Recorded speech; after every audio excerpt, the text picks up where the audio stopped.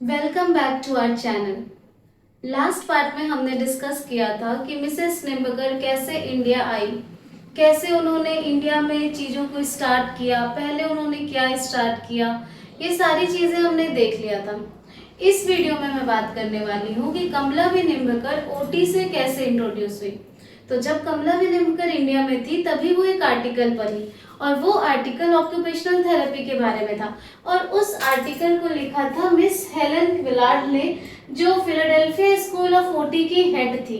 उस आर्टिकल को पढ़ने के बाद कमला वी निम्बकर इतना इम्प्रेस हुई कि उन्हें लगा ऐसा कुछ इंडिया में होना चाहिए। तो इसी चीज़ की पढ़ाई करने के लिए वो वापस यूएस गई।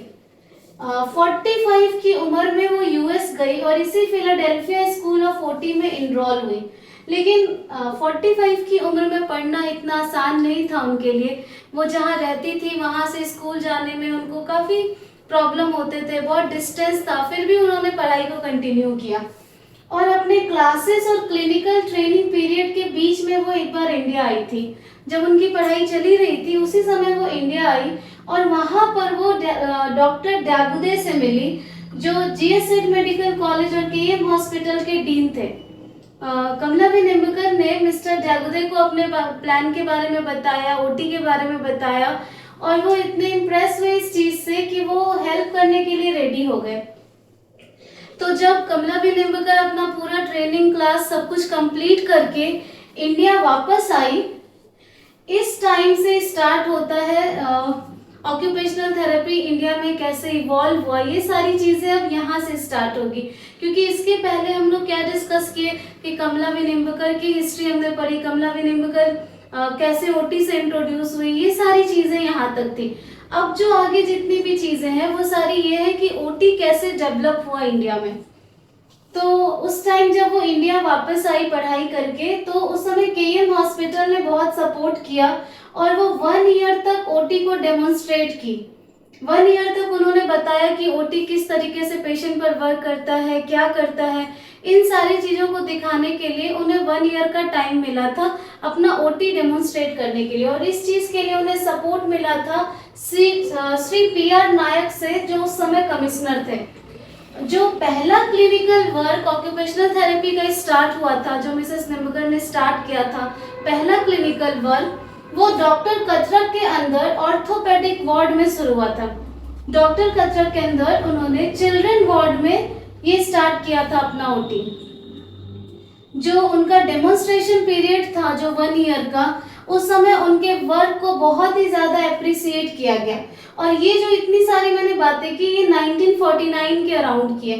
1949 में ही वो ओटी को डेमोन्स्ट्रेट कर रही थी केएम हॉस्पिटल में। उसके बाद 1950 14 नवंबर को पहला जो है सेंटर खुला ओटी का, और वही सर्टिफिकेट कोर्स स्टार्ट हुआ ओटी का। और इसको जो इनॉग्रेट किया राजकुमारी अमृत कौर ने, जो हेल्थ मिनिस्टर थी इंडिया की, उस समय की जो हेल्थ मिनिस्टर थी राजकुमारी अमृत कौर, उन्होंने ही इनॉग्रेट किया था पहला सेंटर को। और यही ओटी स्कूल जो है इंडिया का पहला स्कूल था। ये सिर्फ इंडिया का ही पहला स्कूल नहीं था, ये इंडिया और एशिया दोनों का ही पहला स्कूल था। और इसको WFOT से 1952 में रिकॉग्नाइज किया गया। WFOT world federation of occupational therapy ने 1952 में इस ओटी के स्कूल को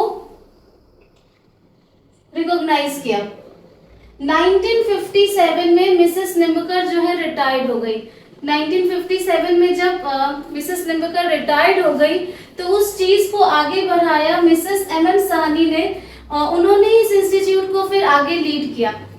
ये बात थी 1957 की। फिर 1958 में गवर्नमेंट ऑफ महाराष्ट्र ने मिसेस निम्बकर को इनवाइट किया दूसरा ओटी कॉलेज खोलने के लिए, गवर्नमेंट मेडिकल कॉलेज नागपुर में।